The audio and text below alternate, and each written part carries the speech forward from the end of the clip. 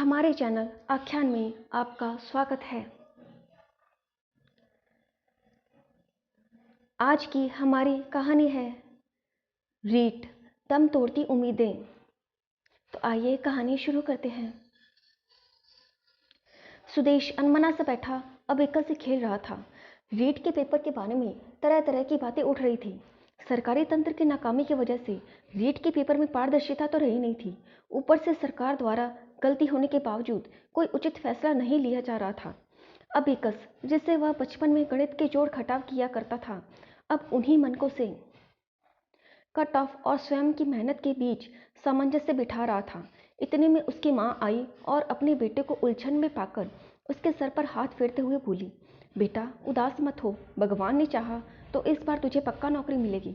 वह अपने कारण माँ को दुखी नहीं देख सकता था, इसलिए बोला, माँ मैं कहाँ उदास हूँ, ये देख ही रहा हूँ इससे। बस इस अबेकस की ये नीली और लाल गोटियाँ हैं ना, इनको हिसाब किताब से एक लाइन में लाने की कोशिश कर रहा हूँ। माँ अपने बेटे के मन की व्यथा अच्छे से जानती थी। पिछले 8 साल से सरकारी नौकरी के लिए मेहनत कर रहा था, लेकिन अभी तक सफलता नहीं मिल पाई थी। और ये मोई रीट 2 बार दी थी। पिछली बार दी तो अच्छे नंबर भी आ गए थे, लेकिन उसके बाद शिक्षक भर्ती के पेपर ही नहीं हुए तो रीट की समयावधि भी समाप्त हो गई थी। कभी हारने वालों में से नहीं था सुदेश, पर अपने पिता की बीमारी और मौत के कारण थोड़ा बिखर गया था। पिता की बीमारी में लिया गया कर्ज अब उनके परिवार के लिए चुकाना मुश्किल हो रहा था। प्राइवेट स्कूल में टीचर की जॉब के लिए अप्लाई किया था उसने, लेकिन अब जमाना इंग्लिश मीडियम स्कूल का था और वह ठहरा हिंदी मीडियम का छात्र। और वैसे भी भारत में प्राइवेट नौकरी का कोई भविष्य तो है नहीं, क्योंकि मेहनत के मुताबिक मेहनताना नहीं मिल पाता है। काफ़ी दूसरी जॉब्स के लिए भी हाथ पैर मारे सुदेश ने, लेकिन पढ़ते और डिग्रियां इकट्ठी करते हुए उसके पास कोई स्पेशल स्किल भी नहीं था। इसलिए उसने सरकारी जॉब्स की तैयारी करना ही ठीक समझा। उसने दिन रात मेहनत की और बड़ी ही उम्मीदों से पहली बार रीट का पेपर दिया। काफ़ी अच्छे नंबर आने की उम्मीद थी उसे, और ऐसा हुआ भी। रीट में उचित अंक प्राप्त कर शिक्षक भर्ती के पेपर देने के लिए एलिजिबल हो गया था वो। साल भर बाद ही शिक्षक भर्ती का पेपर आ गया था। उसने अच्छी तैयारी करके वह पेपर भी दिया। पूरी उम्मीद थी सुदेश को कि उसका इस पेपर में सिलेक्शन जरूर हो जाएगा, लेकिन सरकारी तंत्र की लचर व्यवस्था से पेपर आउट हुआ और वह भर्ती ही रद्द कर दी गई। अपनी मेहनत पर यूं पानी फिरता देखकर सुदेश बहुत निराश हुआ, लेकिन अपनी किस्मत और सरकार को कोसने के अलावा वह कर ही क्या सकता था। उसकी माँ हमेशा अपने बेटे की हिम्मत बंधाती रहती और बोलती, बेटा सरकार के आगे हम कुछ नहीं कर सकते, लेकिन तू मेहनत करता रह। इस बार सरकार जरूर अच्छी व्यवस्था करेगी और तेरा पेपर भी अच्छा होगा। उसकी माँ अक्सर सोचती, ये बड़े पदों पर आसीन लोग क्या जाने कि नौकरी की किस कदर आवश्यकता है आम आदमी को। समाज की व्यवस्था को तो देखो, जो पढ़ा लिखा है, नौकरी पर आसीन है, वही वर्ग संभ्रांत वर्ग कहलाता है। इससे अच्छा तो पहले का जमाना था। सरकारी नौकरी के प्रति लोगों का रुझान ही नहीं था। हर किसी के पास काम था, कोई ना कोई हुनर था, भले वह खुद अर्जित किया हो या खानदानी परंपरा से चला आ रहा हो। सरकार ने साक्षरता को बढ़ाया, लोगों को अधिकाधिक शिक्षित होने के लिए प्रेरित किया। पूरी दुनिया के समक्ष अपनी साक्षरता दर को भले ही बढ़ा लिया हो, लेकिन ऐसी साक्षरता का क्या जिसमें इंसान अपनी ज़रूरत लायक रोजी रोटी ही ना कमा सके। आज भारत में ऐसे पढ़े लिखों की भीड़ है जिसके पास कोई भी स्किल नहीं है। वे बस सरकारी नौकरी पर, अर्थात सरकार के रहमो करम पर ही निर्भर है।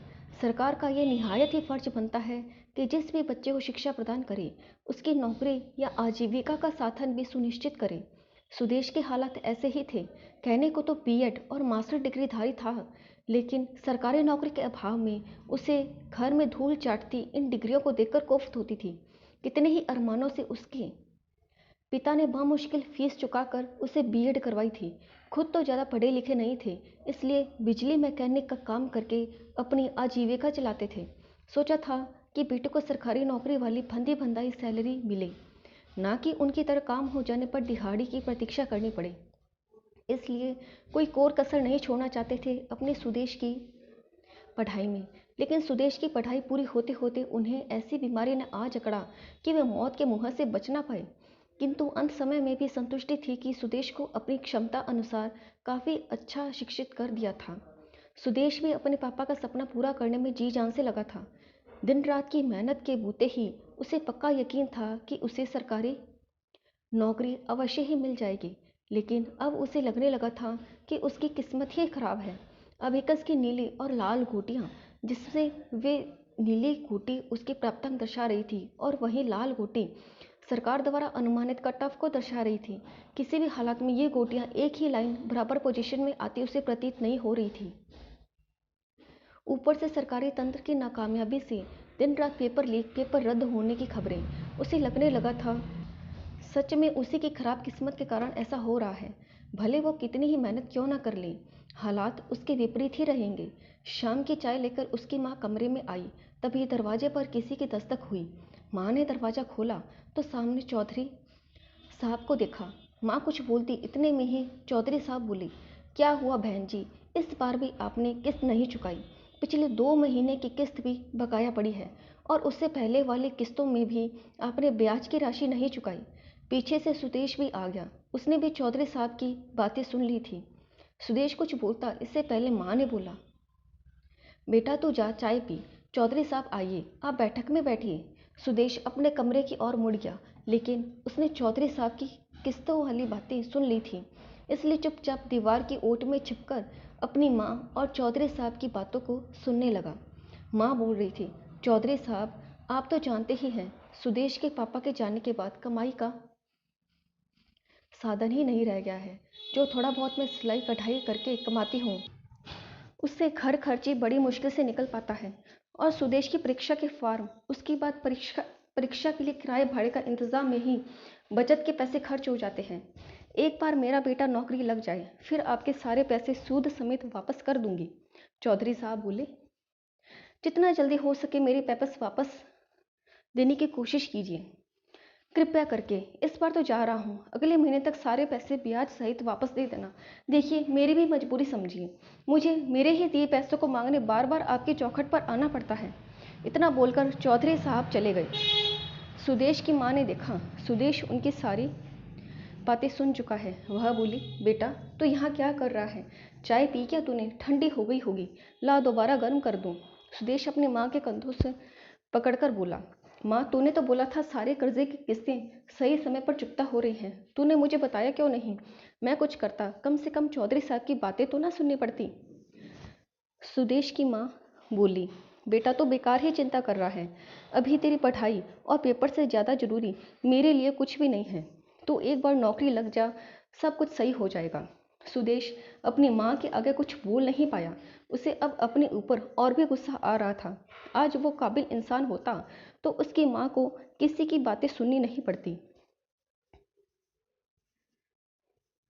रात को रीट के पेपर के परिणाम के बारे में सोचता सोचता सो गया। सवेरे उठा तो अखबार में मुख्य पृष्ठ पर रीट की खबर आई थी। खबर थी, काफ़ी जगह पेपर लीक होने से रीट पेपर रद्द कर दिया गया था। जांच कमेटी बिठा दी गई थी और दोषियों को पकड़ा जा रहा था। नेता लोग राजनीति कर रहे थे। दोबारा कब परीक्षा होगी, इसकी कोई सूचना जारी नहीं की गई थी। सुदेश बुरी तरीके से टूट सा गया था। अबिकस का खिलौना रात भर उसके तकिए के नीचे पड़ा रहा। अत्यधिक दबाव से वह टूट चुका था और उसकी नीली और लाल गोटियों का कहीं कोई अता पता नहीं था। अब सुदेश सोच रहा था, रीट की अगली परीक्षा कब होगी और उसके बाद कब शिक्षक भर्ती की परीक्षाएं होंगी। आखिर कब तक उसे इंतज़ार करना होगा? क्या सरकार केवल परीक्षा के परिणामों पर ही किसी बंदे की काबिलियत परखती है?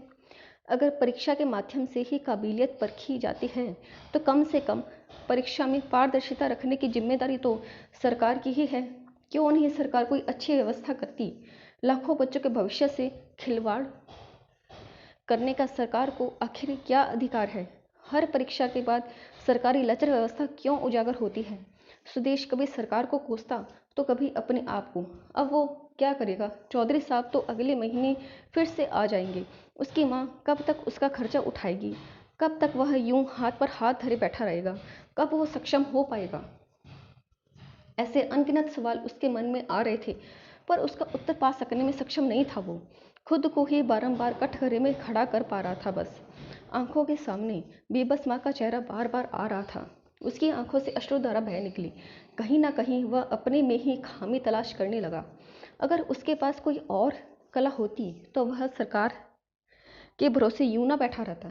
आखिर जवान पुत्र की जिम्मेवारी बनती है कि वह इस उम्र में अपने बाप को सुख प्रदान करे, लेकिन वह सुख देना तो दूर की बात उल्टे अपनी माँ पर बोझ बना बैठा है। उसकी माँ को उसकी पढ़ाई जारी रखने के लिए कितनी मुश्किलों से गुजरना पड़ रहा है। जिस दुश्चिंता से सुदेश की माँ अपने बेटे को दूर रखना चाहती थी, उन्हीं चिंताओं ने उसे आ घिरा था। उसने भी इन चिंताओं के समक्ष हथियार डाल दिए थे। सही गलत समझने की क्षमता उसकी सोच से काफ़ी दूर हो चुकी थी। अंततः उसने स्वयं को खत्म कर डालने की सोची। सारी दुनिया में यही एक रास्ता उसे उचित लगा। आत्मग्लानि और हताशा इस कदर हावी हो चुकी थी उस पर कि उसे इतना भी ख्याल ना आया कि उसके जाने के बाद उसकी माँ का क्या हाल होगा। अचेतावस्था में उसे पंखे पर से उतारा गया। उसकी माँ बदहवास हो उसे झकझोरने में लगी थी। आस पड़ोस के लोग आ चुके थे। जिसके कंधों पर देश का भविष्य सजना था, वो जवान खून आज सरकार के तमाशों का मोहरा बन मौत की भेंट चढ़ चुका था। आपको हमारी कहानी रीट दम तोड़ती उम्मीदें कैसी लगी? कृपया कमेंट बॉक्स में अपनी राय अवश्य दें और हमारे चैनल आख्यान को लाइक, सब्सक्राइब एंड शेयर करना न भूलें। धन्यवाद।